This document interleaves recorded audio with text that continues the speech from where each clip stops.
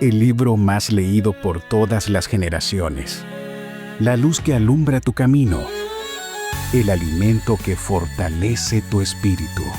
Narrado por Wendy Necio Sub, la Biblia en 365 días. 28 de febrero, día 59 de 365. Confianza en el Dios que pelea tus batallas. Hola, querida comunidad de la Biblia en 365 días.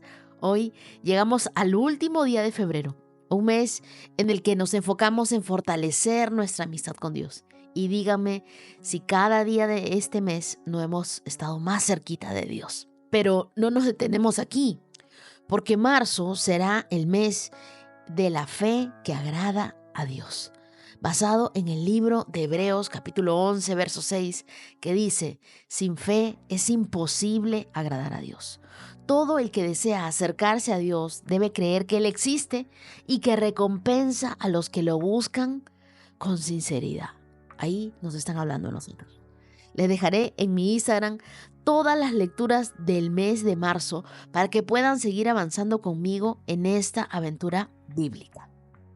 Les cuento que hoy amanecí con el ojo inflamado, además un poco resfriada, y el día de ayer perdí mis lentes, así que se me hace difícil leer. Pero ni con eso me detendré. El enemigo quiere silenciarme, pero no sabe con quién se metió. La Biblia dice que somos más que vencedores en Cristo y nada podrá pagar ese amor que nosotros tenemos por la palabra de Dios. Les pido que me tengan en sus oraciones y no se sorprendan si me escuchan un poquito gangosa. Antes de comenzar, tenemos un motivo para celebrar. Estamos nuevamente en el top 10 de los podcasts más escuchados en Colombia. Eso solo puede hacerlo Dios, así que gloria a Él. Y gracias a todos los colombianos juiciosos por ser parte de esta comunidad. Son aquellos que sinceramente se levantan a buscar a Dios, no ponen excusas en su comunión con Él. De verdad quiero decirles, los llevo en mi corazón. Gracias, gracias, gracias por estar siempre ahí. Ahora sí, vamos con las lecturas del día de hoy. Levítico, capítulo 22, desde el verso 17 hasta el capítulo 23, verso 44. Marcos, capítulo 9, verso 30, hasta Marcos, capítulo 10, verso 12. Salmos, capítulo 44, versos del 1 al 8. Y Proverbios, capítulo 10, verso 19. Acompáñame en una oración. Señor, gracias porque nos sostienes en cada batalla. Nos recuerdas que la victoria no depende de nuestra fuerza, sino de la confianza que ponemos en ti. Y aunque hayan momentos difíciles de debilidad, de enfermedad, de dificultad, hoy decidimos aferrarnos a tu verdad. Pelea nuestras batallas. Sé tú quien nos defiende. Llénanos de tu paz. Ayúdanos a vivir con una fe que te agrade, Dios. Queremos terminar este mes en victoria y en bendición y comenzar marzo más fuertes que nunca. Gracias, Dios. Oramos en el nombre de Jesús. Amén. Ahora sí, abróchense los cinturones que comenzamos. Levítico 22, 17. El Señor le dijo a Moisés: da a Aarón, a sus hijos y a todos los israelitas estas instrucciones que son aplicables tanto para los israelitas de nacimiento como para los extranjeros que viven entre ustedes. Si presentas una ofrenda quemada al Señor, ya sea para cumplir un voto o una ofrenda voluntaria, serás aceptado y únicamente si la ofrenda es un animal macho sin defecto. Podrá ser un toro o un carnero o un chivo. No presentes un animal con defectos porque el Señor no lo aceptará a tu favor. Si presentas al Señor una ofrenda de paz de la manada del rebaño, ya sea para cumplir un voto o como una ofrenda voluntaria, deberás ofrecer un animal perfecto. No se permite que tenga ninguna clase de defecto. No debes ofrecer un animal ciego, cojo o herido, o que tenga una verruga, llagas en la piel o costras. Nunca ofrecerás tales animales al Señor sobre el altar como ofrendas especiales. Si un toro o un cordero tuviera una pata más larga o más corta que las demás, se podrá presentar como una ofrenda voluntaria, pero no como una ofrenda para cumplir un voto. Tampoco presentarás al Señor un animal que tenga los testículos dañados o que esté castrado. No harás esto en tu propia tierra y no deberás aceptar animales así de los extranjeros y luego ofrecerlos como sacrificios a tu Dios. Dichos animales no serán aceptados a tu favor porque están mutilados o tienen defectos. El Señor le dijo a Moisés: cuando nazca un ternero, un cordero o un cabrito, deberá permanecer al lado de su madre durante 7 días. A partir del 8.º día será aceptable como una ofrenda especial para el Señor. No matarás a una cría y a su madre en el mismo día, ya sea de la manada o del rebaño. Cuando lleves una ofrenda de agradecimiento al Señor, sacrifícala de forma apropiada para que sea aceptada. Cómete todo el animal sacrificado el día que se lo presentes. No dejes nada del animal para la mañana siguiente. Yo soy el Señor. Debes guardar fielmente todos mis mandamientos poniéndolos en práctica porque yo soy el Señor. No deshonres mi santo nombre porque demostraré mi santidad entre el pueblo de Israel. Yo soy el Señor, quien te hace santo. Yo soy el que te rescató de la tierra de Egipto para ser tu Dios. Yo soy el Señor. De aquí de Levítico 22, damos muchas enseñanzas, pero yo creo que la más importante es que Dios no acepta lo que nosotros nos sobra. Dios siempre merece lo mejor de nosotros. Entonces, cuando Él da estas instrucciones acerca de las ofrendas, es porque quiere que tú sepas que a Él le tienes que ofrecer lo mejor de tu vida, no tus obras. Hay muchos que piensan que Dios es un mendigo. Y si Dios es un mendigo, entonces uno dice, bueno, le voy a dar limosnas. Pero Dios, y lo que leemos en la Biblia, es que Él es el Rey del universo. Él es el creador de todo. Así que a Él no podemos venir con minucias o con lo que nos sobra de nuestro tiempo, lo que nos sobra de nuestro dinero. No, a Dios tenemos que darle lo mejor. Entonces, vive cada día de tu vida para Dios y que tu vida refleje tu devoción por Él. Cuando tú entiendes quién es Dios y entiendes que Él se lo merece todo, no le das las obras, le das lo mejor. Entonces, ¿qué le ofrecemos a Dios hoy? Si nosotros le damos el primer lugar a Dios en nuestra vida, todo lo demás tendrá que ir acomodándose en su lugar. Y en el verso 29 veo que también podemos llevar ofrendas de agradecimiento a Dios. Cada vez que tú estás agradecido con Dios, también puedes darle una ofrenda de agradecimiento. Verso 31 dice, debes guardar fielmente todos mis mandamientos, poniéndolos en práctica, porque yo soy el Señor. Ahora leamos Levítico capítulo 23. El Señor le dijo a Moisés, da las siguientes instrucciones al pueblo de Israel.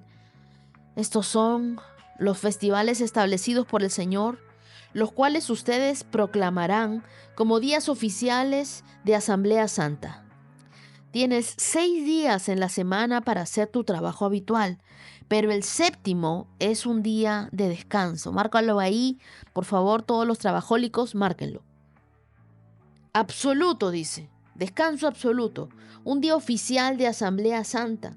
Es el día de descanso del Señor y tendrás que guardarlo donde quiera que vivas. Además del día de descanso, estos son los festivales establecidos por el Señor, los días oficiales para la Asamblea Santa que deberán celebrarse en las fechas señaladas cada año. Vamos a parar aquí por un momento para reflexionar en Levítico 23, versos del 1 al 3.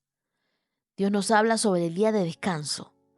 Y el descanso era un acto de confianza en Dios, que nos recuerda que nuestra provisión no depende de nuestro esfuerzo, sino de la gracia de Dios. Dios sigue trabajando por nosotros, incluso cuando nosotros nos detenemos a descansar. Y Levítico 23 habla sobre los festivales. Los festivales que desempeñaban un papel importante en la cultura israelita. Estos fueron establecidos por Dios como oportunidades para celebrar con Él, muy distinto a los carnavales, que significa fiesta de la carne, desenfreno, depravación moral y placeres sin límites. Hago esta aclaración porque hubo alguien que me dijo, no, pero nosotros no celebramos estos festivales. Y yo le decía, no, los festivales están en la Biblia. Lo que no está en la Biblia son los carnavales. Las fiestas bíblicas nos enseñan que la celebración está en lo que Dios ha hecho por nosotros y no dejarnos arrastrar por la cultura que promueve un placer sin propósito. Los carnavales exaltan la carne y Dios nos llama a una celebración que nos acerque a Él, no que nos aleje de Él. Mientras que los festivales y las celebraciones bíblicas exaltan su gloria. Mientras que el carnaval exalta la carne, el festival exalta la gloria de Dios. Y tu vida debe ser una fiesta de adoración y no una celebración del pecado. Dios estableció varios festivales anuales para celebrar, para tener comunión con nosotros, para adorar. Así que examina qué es lo que estás celebrando. ¿Estás celebrando algo que habla de tus valores? ¿De qué manera reflejan lo que tú estás celebrando tu relación con Dios? Ahora leamos Levítico capítulo 23, verso 5, que habla sobre la Pascua y el festival de los panes sin levadura. La Pascua del Señor comienza a la caída del sol en el día 14 del primer mes. Al día siguiente, el día 15 del mes, comenzarás a celebrar el festival de los panes sin levadura. Este festival es en honor al Señor y continúa por 7 días, y durante ese tiempo tendrás que preparar pan que comas sin levadura. El primer día del festival, todo el pueblo dejará el trabajo habitual y celebrará un día oficial de Asamblea Santa. Durante 7 días deberá presentar ofrendas especiales al Señor, y al séptimo día nuevamente el pueblo dejará todo su trabajo habitual para celebrar un día oficial de Asamblea Santa.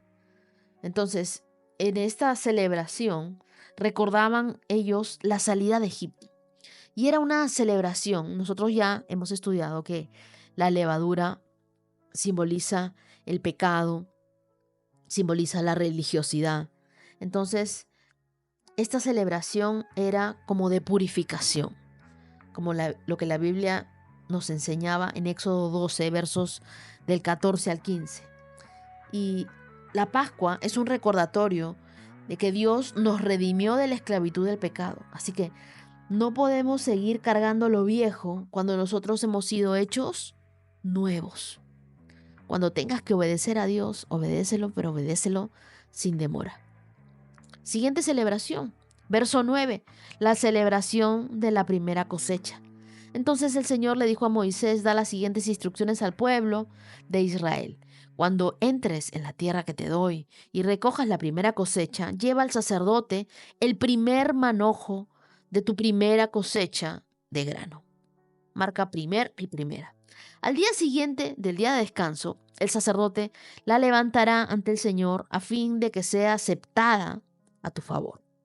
Ese mismo día deberás sacrificar un cordero de 1 año sin defecto como una ofrenda quemada al Señor. Y también presentarás una ofrenda de grano de 4 litros, de harina seca humedecida con aceite de oliva, y será una ofrenda especial, un aroma agradable al Señor. Y además debes ofrecer 1 litro de vino como ofrenda líquida. No comas pan ni grano tostado o fresco antes de llevar la ofrenda a tu Dios. Esta es una ley perpetua para ti, que se cumplirá de generación en generación, donde quiera que vivas. Y esta celebración de la primera cosecha es la celebración de las primicias, cuando tú pones a Dios primero y das una ofrenda de gratitud. ¿Qué quiere decir esta ofrenda de gratitud? Donde damos porque nosotros recibimos de Dios, y en alabanza a Dios por su bendición das de lo que tienes. Cuando das lo primero a Dios, Dios siempre se encarga de bendecirte el resto de lo que te queda para ti. Siguiente celebración, verso 15. A partir del día que sigue al día de descanso, el día que lleves el manojo de grano para que sea levantado como una ofrenda especial, contarás 7 semanas. cuenta hasta el día después del séptimo día de descanso. Estos son 50 días después. Entonces presentarás al Señor una ofrenda de grano nuevo. Desde donde quiera que vivas, llevarás 2 panes para ser levantados delante del Señor como ofrenda especial. Para cada uno de los panes, con 4 litros de harina selecta, hornéalos con levadura y serán una ofrenda para el Señor de la primera de tus cosechas. Junto con el pan, presenta 7 corderos de un año sin defecto, un becerro, 2 carneros, como ofrendas quemadas al Señor. Estas ofrendas quemadas, junto con las ofrendas de grano y las ofrendas líquidas, serán una ofrenda especial, un aroma agradable al Señor. Luego deberás ofrecer un chivo como ofrenda por el pecado y 2 corderos de un año como ofrenda de paz. Un sacerdote levantará los 2 corderos como una ofrenda especial al Señor, junto con los panes que presentan la primera de las cosechas. Estas ofrendas, que son santas para el Señor, le pertenecen a los sacerdotes. Ese mismo día será proclamado el Día de la Asamblea Santa, un día que no harás ningún trabajo habitual. Esta es una ley perpetua para ti que se cumplirá de generación en generación, donde quiera que vivas. Cuando recojas las cosechas de tu tierra, no ciegues el grano en las orillas de tus campos, ni levantes lo que caiga de los segadores. Déjalo para los pobres y los extranjeros que viven entre ustedes. Esta celebración es como la que nosotros recordamos como el Pentecostés. Esta celebración ocurría 50 días después de la Pascua y marcaba el final de la cosecha de trigo. Es decir, era una festividad de gratitud a Dios por su provisión y una invitación a reconocer que todo lo que nosotros tenemos viene de Dios. Entonces, la fiesta de la cosecha nos recuerda que todo lo que tenemos viene de Dios y que estamos llamados a compartir nuestras bendiciones con los demás. Eso también nos apunta a Pentecostés, cuando el Espíritu Santo vino como la mayor provisión de Dios para su pueblo. Entonces oremos para que Dios nos ayude a ser agradecidos y generosos y a vivir con la certeza de que Él sigue siendo nuestro proveedor. Ahora leamos la fiesta de las trompetas en el verso 23. El Señor le dijo a Moisés: da las siguientes instrucciones al pueblo de Israel. El primer día del mes señalado, a principios del otoño, guardarás un día de descanso absoluto. Será un día oficial de Asamblea Santa. Un día conmemorado con toques fuertes de trompeta. No harás ningún trabajo habitual en ese día. En cambio, deberás presentar ofrendas especiales al Señor. Esta fiesta de las trompetas era una fiesta de preparación para lo que Dios hará. Es decir, tú dabas gracias anticipadas por lo que Dios te iba a dar. Y Dios siempre nos prepara para darnos algo mayor y algo mejor. Luego vemos en el verso 26 que el Señor le dijo a Moisés: asegúrate de celebrar el día del perdón.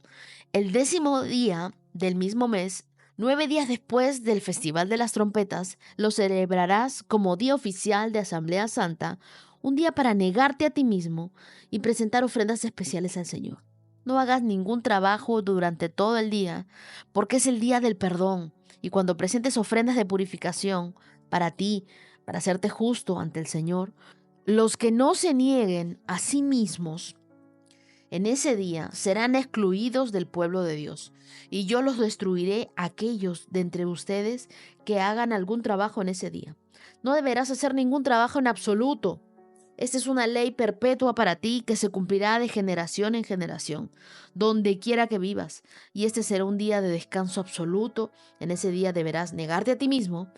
Ese día de descanso comenzará la caída del sol noveno del día 9 del mes y se extenderá hasta la caída del sol del 10º día. Entonces aquí nos hablan del día de perdón. El perdón no cambia tu pasado, pero sí abre la puerta a un futuro nuevo de la mano de Dios. Cada vez que tú te presentes a Dios, preséntate, pero preséntate sabiendo de que tú ya te negaste a ti mismo y que ya perdonaste a aquellos que tenías que perdonar. Luego continuamos en el verso 33. El festival de las enramadas dice: El Señor le dijo a Moisés: da las siguientes instrucciones al pueblo de Israel y empieza a celebrar el festival de las enramadas. El día 15 del mes señalado, 5 días antes del día del perdón, este festival en honor al Señor durará 7 días. El primer día del festival deberás proclamar un día oficial de Asamblea Santa, en el cual no harás ningún trabajo habitual. Durante 7 días presentarás ofrendas especiales al Señor, y el octavo día es otro día santo en el que presentarás tus ofrendas especiales al Señor. Este será un día, una ocasión solemne, y en ese día no se permitirá ningún trabajo habitual. Y estos son los festivales establecidos por el Señor. Los celebrarás cada año como días oficiales de la asamblea, presentando ofrendas especiales al Señor, ofrendas quemadas, ofrendas de granos, sacrificios, ofrendas líquidas, cada una en su debido día, y tendrás que celebrar estos festivales, además de los días de descanso habituales del Señor. Ofrendas también que son adicionales a las ofrendas personales o a las ofrendas que das por cumplir tus votos, a las ofrendas voluntarias que le presentas al Señor. Recuerda que este festival de 7 días en honor al Señor, el festival de las enramadas, comienza el día 15 del mes establecido. Después de que hayas cosechado todo lo que produce la tierra, el primer y el octavo día del festival serán días para descansar completamente. El primer día recogerás ramas de todos los árboles hermosos, que pueden ser hojas de palmera, ramas de árboles frondosos y de sauces que crecen junto a los arroyos. Luego celebra con alegría ante el Señor tu Dios durante 7 días. Y deberás celebrar este festival al Señor cada año durante 7 días. Esta es una ley perpetua para ti, que se cumplirá en el mes establecido, de generación en generación. Durante 7 días deberás vivir en pequeñas enramadas. Todos los israelitas de nacimiento deberán vivir en enramadas. Esto les recordará a cada nueva generación de israelitas que yo hice que sus antepasados vivieran en enramadas cuando los rescaté de la tierra de Egipto. Yo soy el Señor tu Dios. Así que Moisés les dio a los israelitas estas instrucciones acerca de los festivales anuales del Señor. Claramente Dios nos dice aquí en la última parte que esto era para recordarles a los antepasados lo que Él había hecho en Egipto. Y es que Dios les recuerda cómo es que ellos vivieron en tiendas después de salir de Egipto. Pero yo quiero recordarte algo también. Tu casa verdadera no está en esta tierra. Tu casa verdadera está en la eternidad. Y nunca te olvides de dónde te ha sacado Dios. Ahora viajamos hasta Marcos capítulo 9, verso 30. Saliendo de esa región, viajaron a Galilea, y Jesús no quería que nadie supiera que Él estaba allí, porque deseaba pasar más tiempo con sus discípulos y enseñarles. Y les dijo: el Hijo del Hombre será traicionado y entregado en manos de sus enemigos. Lo matarán por 3 días y después se levantará de los muertos. Ellos no entendieron lo que quería decir, sin embargo, tenían miedo de preguntarle. Verso 33. Después de llegar a Capernaum a instalarse en una casa, Jesús le preguntó a sus discípulos ¿qué venían conversando en el camino? Pero no le contestaron porque venían discutiendo sobre quién de ellos era el más importante. Y Jesús se sentó y llamó a los 12 discípulos y dijo: quien quiera ser el primero debe tomar el lugar y ser el sirviente de todos los demás. Entonces puso a un niño pequeño en medio de ellos y tomándolo en sus brazos les dijo: todo el que recibe de mi parte a un niño pequeño como este, me recibe a mí. Y todo el que me recibe, no solo me recibe a mí, sino también a mi Padre, quien me envió. Juan le dijo a Jesús: Maestro, vimos a alguien usar tu nombre para expulsar demonios, pero le dijimos que no lo hiciera, porque no pertenece a nuestro grupo. No lo detengan, dijo Jesús. Nadie que haga un milagro en mi nombre podrá luego hablar mal de mí. Todo lo que está en contra de nosotros está a nuestro favor. Si alguien les da a ustedes incluso un vaso de agua porque pertenecen al Mesías, les digo la verdad, esa persona ciertamente será recompensada. Si tú haces que uno de estos pequeños que confían en mí caiga en pecado, sería mejor que te arrojaran al mar con una gran piedra de molino atada al cuello.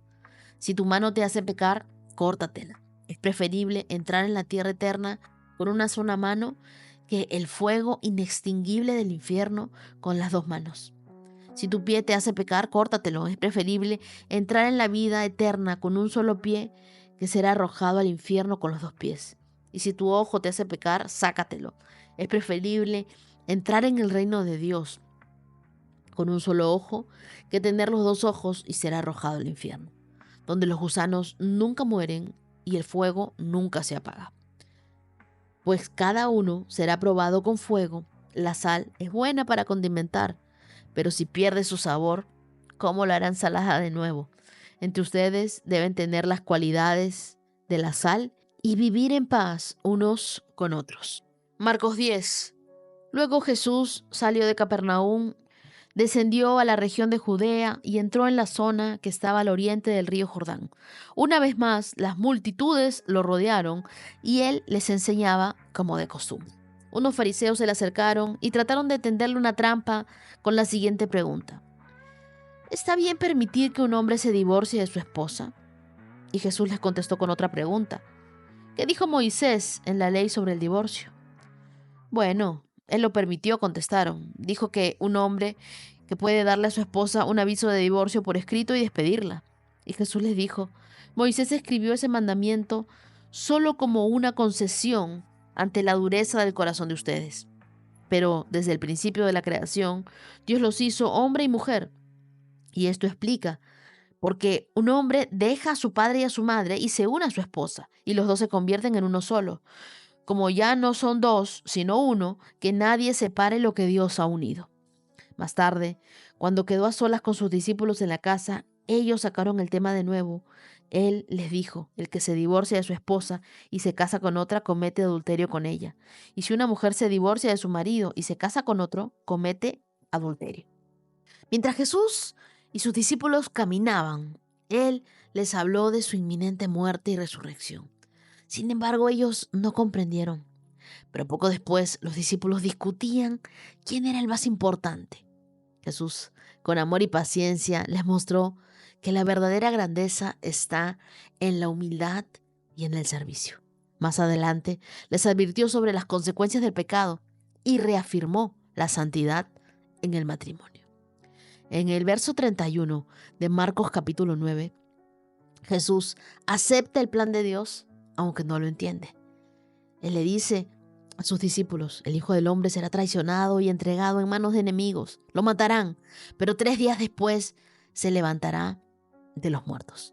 Los discípulos no entendían el plan de Dios, y a veces nosotros tampoco entendemos el plan de Dios. Hay momentos en los que sentimos que Dios está en silencio. Hay otras veces que sentimos que Dios está distante, que nada de lo que nos está diciendo tiene sentido. Pero la verdad es que Dios siempre está obrando en el trasfondo, incluso cuando no lo vemos. La fe no es saber cómo Dios va a actuar o cómo Dios va a hacer las cosas, sino confiar en que lo hará de la mejor manera. Dios es demasiado sabio para cometer errores y demasiado bueno para dejarnos solos. ¿Confías entonces incluso cuando no lo entiendas? Aprende a confiar en Dios y a soltar lo que ya no está en tus manos.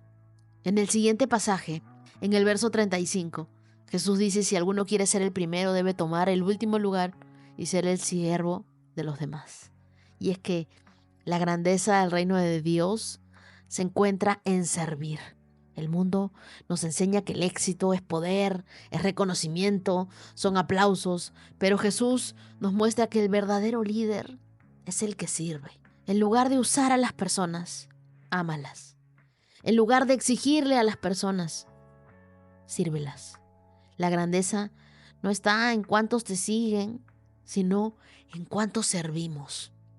Dios me ha dado el privilegio de poder servir a otros junto con mis padres y de asumir el legado de mis padres en este tiempo. Pero cuando me presentaron a todo el equipo que mis papás tenían, y era un equipo que me ha visto crecer a mí de muchos años, porque tengo en la iglesia más de 33 años, yo dije: tengo que ganarme el derecho de liderarlos. Y la mejor manera es servirlos. Voy a estar aquí como quien los sirve. Entonces, en cada reunión, en cada momento que puedo o a través de algún mensaje, trato de tener actos de servicio con ellos, actos de bondad, donde me voy mostrando amiga. Y sabes que cuando uno sirve a los demás con humildad, descubre que en el reino de Dios el que se humilla será exaltado. Justo el día 50, que nosotros cumplíamos 50 días leyendo la Biblia, ellos prepararon globos, una torta, prepararon un montón de cosas para celebrarme. Yo no pensé que me iban a celebrar nada. Es más, muchos de ellos todavía no me escuchan. Y yo decía, qué increíble cómo Dios está haciendo estas cosas en ese tiempo. Y es que ser grande para Dios no se trata de cuántas personas te aplauden, sino de a cuántas personas tú puedes ayudar a levantarse, con cuántas personas tú puedes estar en el proceso. Así que comienza a servir un poco más. Hazlo de corazón como para el Señor. Luego, en el verso 43, la Biblia nos habla de que si nuestra mano nos hace pecar, es mejor cortarla.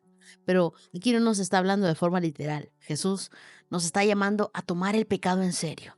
Y es que es imposible ser neutrales cuando uno habla de pecado. No podemos jugar con la tentación y esperar que no nos afecte. No se trata de mutilarnos físicamente, no, sino de eliminar todo lo que nos aparta de Dios. Y con eso me refiero a amistades tóxicas, y ustedes saben de quiénes hablo, hábitos destructivos, ustedes también saben de qué cosa estoy hablando, entretenimiento dañino, cosas que tú sabes que no te hacen bien, pero que continúas haciéndolas. Lo que no eliminas a tiempo terminará destruyéndote. Si nosotros toleramos el pecado en nuestra vida, terminaremos justificándolo en lugar de arrepentirnos. Hay muchas cosas que tú necesitas eliminar de tu vida para acercarte más a Dios. Comienza ahora. No esperes a que sea demasiado tarde. Y luego, Marcos capítulo 9, verso 40, Jesús dice, todo el que no está en contra de nosotros está a nuestro favor. Y los discípulos querían excluir a alguien que obraba en el nombre de Jesús, pero no pertenecía a su grupo. Y si te das cuenta que a veces Jesús nos recuerda que el reino no se trata de competencia, sino de unidad. El cielo es más grande que nuestras denominaciones, que nuestras doctrinas, incluso que la religión. Enfócate en Jesús, no en dividir su cuerpo. Dios no nos llamó a construir imperios personales, sino a construir y expandir el reino de Dios juntos. Hagamos eso. Centrémonos en eso. Ahora viajemos hasta Salmos capítulo 44, verso 1. Oh Dios, lo oímos con nuestros propios oídos. Nuestros antepasados nos han contado todo lo que hiciste en su época. Hace mucho tiempo atrás, con tu poder expulsaste a las naciones paganas y entregaste toda la tierra a nuestros antepasados. Aplastaste a sus enemigos y liberaste a nuestros antepasados. No fue con sus espadas que conquistaron la tierra, ni sus brazos fuertes les dieron la victoria. Fueron tu mano derecha y tu brazo fuerte, y la luz cegadora de tu rostro que los ayudaron porque los amabas. Tú eres mi rey y mi Dios. Tú decretas las victorias de Israel. Solo con tu poder hacemos retroceder a nuestros enemigos. Solo en tu nombre podemos pisotear a nuestros adversarios. No confío en mi arco, ni dependo de mi espada que me salve.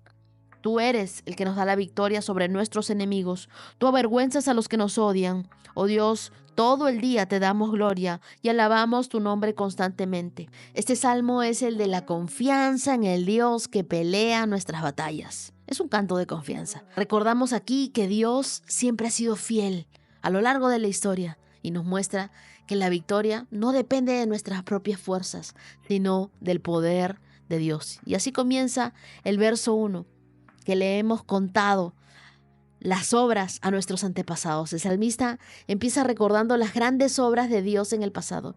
Y es que a veces, en nuestras dificultades, olvidamos lo que Dios ha hecho antes. Recordar su fidelidad nos llena de fe para el presente. Cuando no puedas ver la mano de Dios en tu presente, recuerda cómo Él obró en tu pasado. El pasado con Dios es la garantía de que Él seguirá siendo fiel en el futuro. Verso 3. El salmista recuerda que no es con sus propias manos ni con su espada, sino solamente por Dios. Nuestra tendencia humana es confiar en nuestras habilidades, en nuestra fuerza, en nuestra lógica, en nuestras estrategias. Pero la verdadera victoria viene de Dios. Es su poder, es su favor, es su gracia la que nos abre caminos donde no lo hay. Así que lo que Dios te ha prometido no lo vas a alcanzar con tu esfuerzo, sino por su gracia. Dios no está buscando gente fuerte, sino corazones dependientes de su fuerza. Pregúntate, ¿estoy confiando más en mí, en mi esfuerzo, en lo que yo puedo hacer con mi trabajo o en la gracia de Dios? Verso 4 dice, eres mi rey, mi Dios, tú decretas las victorias de Israel. Cuando nosotros reconocemos a Dios y que Él es el rey sobre nuestra vida, sometemos nuestros planes y nuestros deseos a su voluntad. Él es quien nos da la victoria. Él es quien dirige cada batalla. Y Dios nunca pierde una batalla. Así que si tú estás con Él, la victoria la tienes asegurada. No, pero yo no estoy segura, me puedes decir si estoy con Él o no estoy seguro. ¿Cómo que no? Estamos escuchando la Biblia, venimos 59 días leyendo la Biblia. ¿Tú crees que no estás con Dios? ¿Tú crees que nada está sucediendo en tu vida? Estás completamente loco. Dios está actuando. De repente tú no lo ves, porque estás medio cegatón igual que yo, pero hay una canción que me encanta que dice, aunque no lo puedas ver, Él está obrando. Siempre está obrando. Yo sé que Él está obrando. Así que cuando Jesús es el rey de tu corazón, el miedo ya no tiene autoridad sobre ti. Permite que sea Él tu rey, tu salvador. Y ten una confianza que no tenga miedo, una confianza que vence el miedo. El Salmo 44, verso 5 dice, solo contigo venceremos a nuestros enemigos, solo en tu nombre. Cuando nosotros enfrentamos estos desafíos, podemos intentar pelear en nuestras fuerzas o confiar en el poder de Dios. El salmista nos recuerda que la verdadera victoria se encuentra en nuestra confianza total en Él. ¿Tú quieres la victoria? Confía totalmente en Dios. Ten confianza, dile, Señor, yo confío en que esta batalla no la estoy peleando solo, no la estoy peleando sola, tú estás conmigo. Dios ya tiene la solución para eso que tú estabas tratando de resolver en tus fuerzas. Dios está contigo. Cuando tú oras en el nombre de Jesús, no estás pidiendo con tu autoridad, sino con la autoridad del Hijo de Dios. Y por último, en los versos del 6 al 8 dice, yo no confío en mi arco ni en mi espada para salvarme. Tú eres el que nos dará la victoria sobre nuestros enemigos. El salmista concluye con un corazón agradecido, reconociendo que la gloria le pertenece solo a Dios. Nuestra alabanza no depende de nuestras circunstancias, sino de saber quién es Dios. Alábalo hoy, antes de ver tu victoria completa. Dale las gracias, porque tú sabes que Él está peleando las batallas por ti.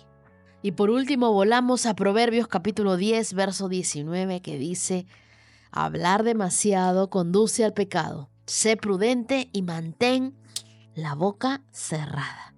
Este principio nos recuerda que el uso de nuestras palabras tiene un impacto directo a nuestra vida espiritual y nuestras relaciones también.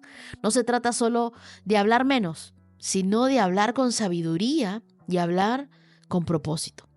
Hablar en exceso, los habladores constantemente se exponen al pecado, porque cuando hablamos sin control, corremos el riesgo de decir cosas que no deberíamos. Murmuraciones, críticas, calumnias, exageraciones, incluso mentiras.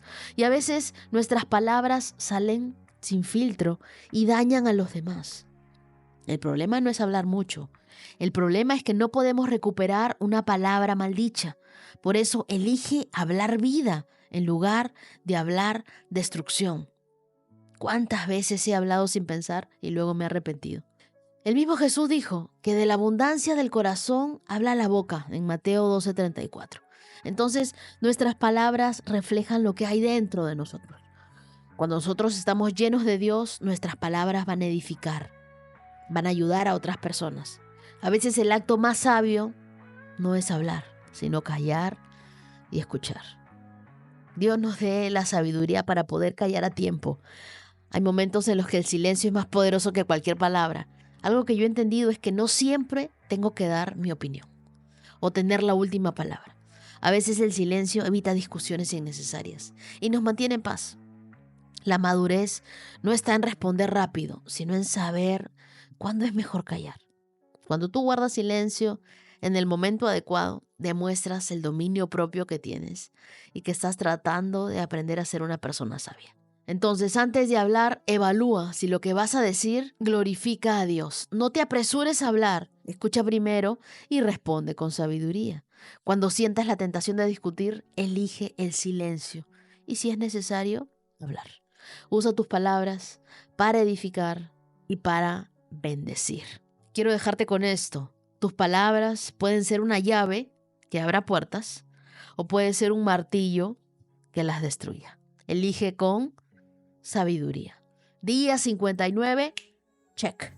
Y bueno, antes de despedirme, quiero mandar saludos con mucho amor a todos los que hoy están cumpliendo años en esta hermosa comunidad.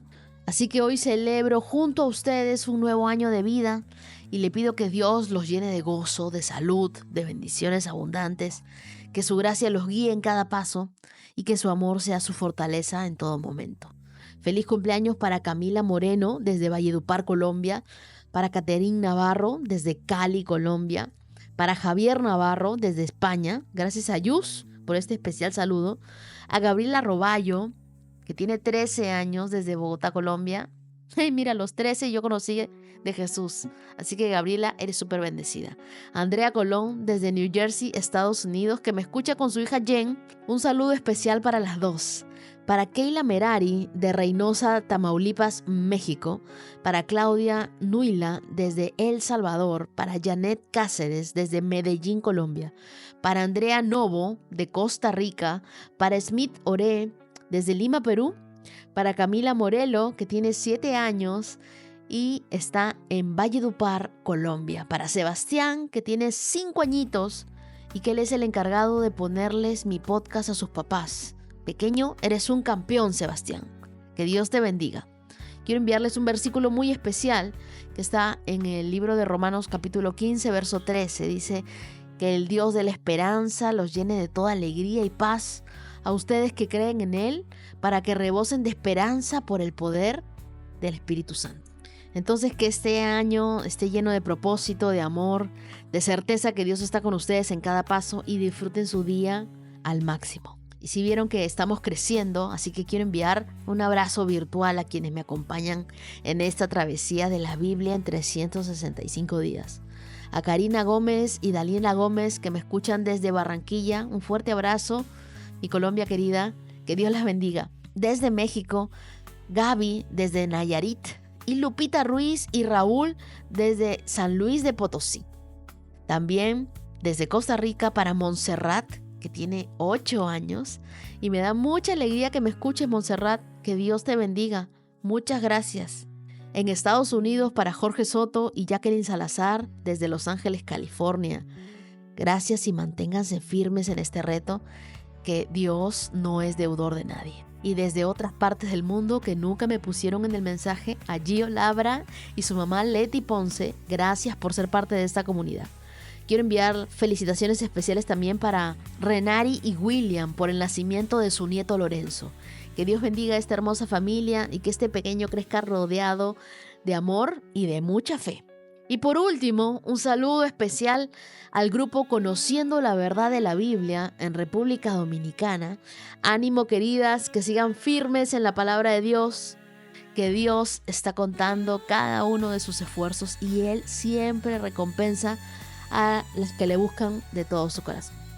Todos, gracias por ser parte de esta comunidad, por su apoyo, por su fe, me inspiran cada día y continuamos juntos en este viaje hermoso. Conocer la palabra de Dios en 365 días. Bendiciones. 365 con Dios, con Wendy Necio Sub.